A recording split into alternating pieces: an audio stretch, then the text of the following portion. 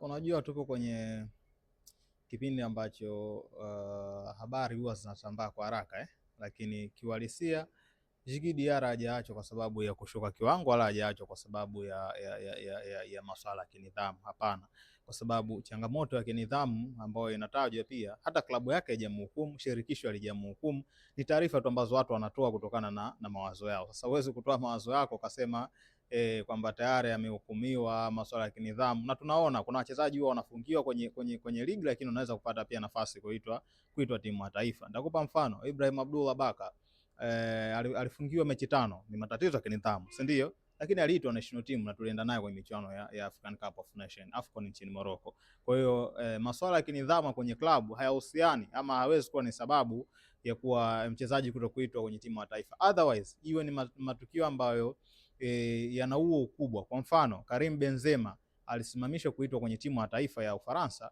baada ya kesi yake ambayo ilikuwa inahusiana pia na masuala ya unyanyasaji. Kwa hiyo ilikuwa ni story kubwa sawa, na ilikuwa na ukubwa ambao pia inaweza kuathiri mpaka kwenye national team kwa kashfa ya namna hiyo mchezaji kuitwa, mpaka pale ambapo baadaye alisafishwa ndio akaanza kupata tena nafasi ya kuitwa kwenye national team. Kwa hiyo tunapozungumza masuala ya kinidhamu kuwa kama ni barrier ama ni kizuizi cha mchezaji kuitwa kwenye timu ya taifa, hii hapana. Otherwise au misbehave akiwa kwenye national team. Tunafahamu kuna wachezaji wanakutana na kashfa ama wanakutana na hatia ya kwamba walitoroka wakiwa kambini timu ya taifa, waligombana na mwalimu, walifanya hivi akiwa kambini. Kwa masuala ya nidhamu ya mchezaji na huko kwenye klabu yake, mwalimu wa timu ya taifa yamuhusu. Kilichofanya Djigui Diarra asiitwe national team ni wachezaji zaidi ya 15 mpaka 16. Ukimjumlisha na Djigui Diarra wanakuwa 16 ambao wao hawajaitwa national team, ambao walikuwepo kwenye AFCON na walikuwepo kwenye tournament zingine ambazo timu ya taifa ya Mali walikuwa wanashiriki. Kwa alichokifanya mwalimu ni kuwapa mapumziko wale wachezaji ambao wamewatumia mara kwa mara, kwa sababu wanaenda kucheza mechi za kirafiki, kwa sababu wao wanacheza mechi za kirafiki, sio FIFA series, na hata ingekuwa ni FIFA series still ni mechi ambazo hazina impact hiyo kubwa kwa kiasi cha kwamba uite call up yako yote. Ndio maana hata sisi kwenye national team yetu ukiona kuna wachezaji kama Simon Msuva ameshindwa kusafiri kuja, haijawa story. Bwana Samata ameachwa ili aendelee kupumzika. Kwa hiyo ndio kitu ambacho amekifanya mwalimu wa timu ya taifa ya Mali. Ameamua kumpumzisha Djigui Diarra pamoja na wachezaji wenzie 15 ili waweze kupata muda mwingi wa kufanya recovery. Mwalimu atakapohitaji kwenye mechi za kiushindani zile ambazo zina impact kwa taifa, kwa maana kwenye mechi ambazo za qualify ama kwa nia kombe fulani ambayo itaonekana lina uzito, basi anaweza akawapa nafasi ya kuwaita. Lakini masuala ya nidhamu na performance sio sababu ya kutokuitwa kwa Djigui Diarra. Watu walisema kwamba sio nidhamu wala sio kiwango. Hapana, sio nidhamu na wala sio masuala ya kiwango, sababu performance ya Djigui Diarra bado iko pale pale. Unazungumza goalkeeper mwenye clean sheet nyingi zaidi mpaka sasa, na clean sheet 10 kwenye ligi kuu soka Tanzania bara. Sawa, akifuatiwa na anemfuata na clean sheet 6, I think ni Aishi ambaye amecheza michezo zaidi ya 11, si ndio? Ana clean sheet 6, lakini wachezaji wengine wanaofuatiwa na clean sheet 5 au akina Jibril Kasal. Kwa hiyo ni mlinda mlango ambaye ana clean sheet nyingi. Sasa kama mlinda mlango ambaye ana clean sheet nyingi, na ukiangalia kuna mchango mkubwa sana ambao ameufanya kwenye kikosi cha Dar es Salaam Africans mpaka hata hizi sare ambazo zinatajwa kwamba Diarra Yanga walikuwa wanapata sana, Diarra ndio amehusika kwenye kufanya ziwe sare, otherwise wangekuwa wanapoteza. Angalia mechi dhidi ya Mbeya City, mechi ambayo walipata sare, Diarra alifanya save dakika za mwisho, lakini pia Diarra alifanya save kwenye mechi dhidi ya TRA United. Angalia performance aliyofanya na save alizofanya kwenye mchezo dhidi ya Azam. Sawa, nadhani ni mchezo mmoja tu ambao Yanga wamepata sare. Huu pia hatuwezi kusema Diarra alifanya save kubwa, lakini alikuwa na mchango wake kwenye namna ya kiuchezaji mchezo dhidi ya Simba. Lakini michezo mingine yote kuna namna ambavyo Diarra pia alikuwa amechangia kwa kiasi kubwa hata hizo sare kupatikana. Kwa kwangu mimi ukiniambia swala la Diarra kwamba performance imeshuka, jibu ni no. Kwa sababu ilifanya mwalimu asimuite ni masuala tu ya kuamua kuwapa wachezaji muda mwingi wa kupumzika. Kwa hiyo Diarra bado ni namba 1 pale. Of course Diarra bado ni mlinda mlango namba 1, na hata kuto kuitwa kwa safari hii hao ambao wamepata nafasi ya kuweza kupata nafasi ya call up ya national team ya Mali, still wenyewe wanatambua kwamba Mali unakuzungumza mlinda mlango namba 1 ni Djigui Diarra. Kwa kwangu mimi sidhani kama inaweza kuwa ni swala ambalo linaweza likahatarisha nafasi ya Diarra kwenye national team ya Mali. Walisia wale wachezaji wengi ambao wanatambulika wanaohudumu timu ya Mali wameacha. Yes, 16 wachezaji 16. Imagine kwenye kikosi cha wachezaji 25 ambacho hadi 27 ambavyo huwa vinasafiri kwenda kwenye michuano tofauti tofauti, mwalimu kaacha wachezaji 16. Sawa, ina maana wachezaji 9 tu ndio wamesalia kwenye kikosi ambacho kilikuwepo kule nchini Morocco kwenye michuano ya AFCON. Alafu ameongeza wengine 16 kuja kureplace nafasi yao. Kwa lengo ni kuwapa wengine nafasi ya wao kutumikia national team, waanze kupata uzoefu. Ndio maana ameamua kubakiza 9 ambao wao pia inawezekana walikuwa wapate nafasi ya kucheza mara kwa mara, lakini tayari wanafahamu ladha ya kucheza kwenye na ubora ambao wanao. Kwa hiyo wanahitaji kupata wachezaji wengine ambao wataanza kuwatengenezea mazingira ya wao kufahamu namna ambavyo national team ya Mali inavyokuwa, taratibu zingine pia waweze kupata nafasi ya kuitumikia Mali. So kwangu mimi naweza nikasema ni maamuzi sahihi kwa mwalimu wa timu ya taifa ya Mali kuwapumzisha wachezaji wengine, kama ambavyo sisi pia tunaweza tukafanya hiko kitu. Tunapozungumza kiwango ama nidhamu ya Djigui Diarra, anazungumzwa kwa soka la Tanzania kwamba nidhamu ndogo. Wewe kwako iko je?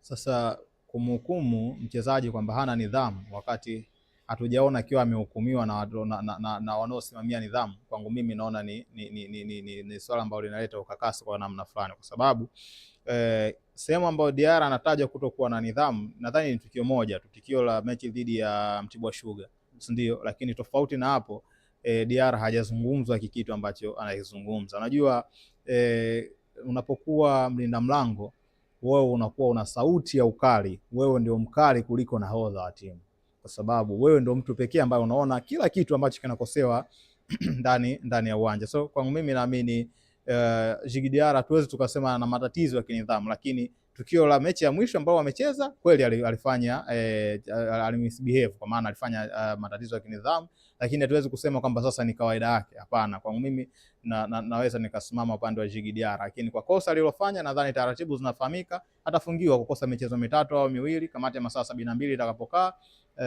mpaka pale ambapo wao wenyewe wakitathmini wataona michezo 2 hadi 3, kwa maana ya sheria inazungumza ukishambulia kwa maneno ama kwa vitendo ama kuonesha ishara za lugha ya matusi, basi faini ni milioni 2 mpaka milioni 5, na pia utakosa michezo 2 mpaka 3.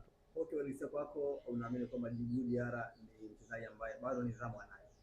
Of course, yani hatuwezi kusema mchezaji huyu hana nidhamu kwa sababu amefanya kosa moja. Diarra ana msimu wa 4 sasa hivi, kama sio msimu wa 4 anacheza, msimu wa 5 anacheza kwenye ligi yetu.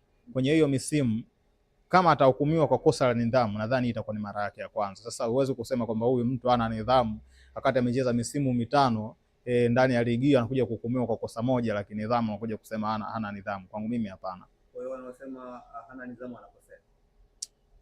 Yes, yani tukisema kwa alichokifanya mara ya mwisho amefanya kosa la kinidhamu, lakini ukisema hana nidhamu it means ni kitu cha kawaida yake. Kwa mfano Super Mario Balotelli alikuwa anakutana na hizo kesi, yani kwa msimu mmoja ukutwa na kesi za kinidhamu mara 2 mara 3 ni kawaida, either ndani ya klabu ama nje, kwa maana ya shirikisho linalosimamia soka kwenye nchi ambayo yupo kwa wakati huo. Huyo unaweza ukasema hana nidhamu kwa sababu ni kitu ambacho kipo mara kwa mara, lakini mtu akimisbehave mara moja huwezi ukasema kwamba huyo hana nidhamu. Na mara nyingi tumeshuhudia kwamba Djigui Diarra ni mchezaji ambaye mara nyingi huwa amekuwa akizozana na waamuzi kwamba wanashindwa kutafsiri vyema sheria 17. Hii unaweza kuizungumziaje?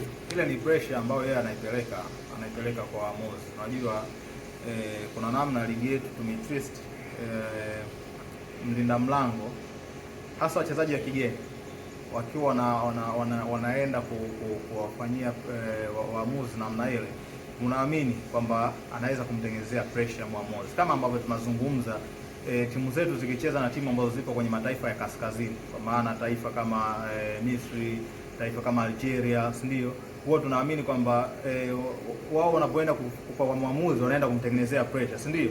Pia angalia tukio la mechi ya Taifa Stars dhidi ya timu ya taifa ya Morocco, watu walizungumza mengi, kwa nini hatumekwenda kutengeneza pressure? Sasa ile pressure ambayo tunaizungumza kwamba ukienda ya kumfuatafuata mwamuzi unamtengenezea pressure, si ndio? Anaweza akawafeva kwa namna fulani, ndio kitu ambacho anakifanya Djigui Diarra.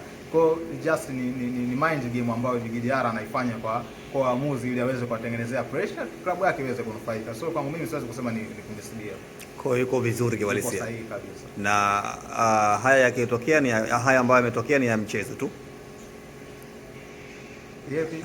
Yaani haya ambayo yametokea, mfano tukio la juzi ni matokeo ya mchezo tu? Hapana, lile amemisbehave kwa maana ya kumfuata mwamuzi wakati mchezo unaendelea, kwenda kumtengenezea pressure ni kitu kizuri, kitu sahihi, kwa sababu kila mtu anapambania upande wake, si ndio? Lakini mchezo umetamatika, amemfuata kwa sababu unajua sio ameenda tu kumshambulia, ameenda tu kumfuata. Imefika stage uongozi umekuja kumtoa uwanjani, which means hata uongozi wenyewe waliona kwamba hapa sasa hivi alipoelekea amevuka mipaka, wamemtoa nahodha Bakari Nondo Mwamnyeto, ameshindwa mpaka ametoka rais wa club ametoka jukwani kuja kumtoa Djigui Diarra uwanjani, sawa. Kwa hiyo hii inakuonesha ni kwa namna gani tayari ilikuwa imefika to the maximum. Kuna namna ambavyo hata hiyo pressure unaweza kutengeneza kuenda kupeleka malalamiko kwa mwamuzi wakati wa mchezo na baada ya mchezo, lakini kuna mipaka yake. Nadhani Diarra kwa kila ambacho alikifanya mara ya mwisho kwenye mchezo dhidi ya Mtibwa alivuka mipaka. Usisahau kusubscribe kwenye YouTube Mwandike Digital.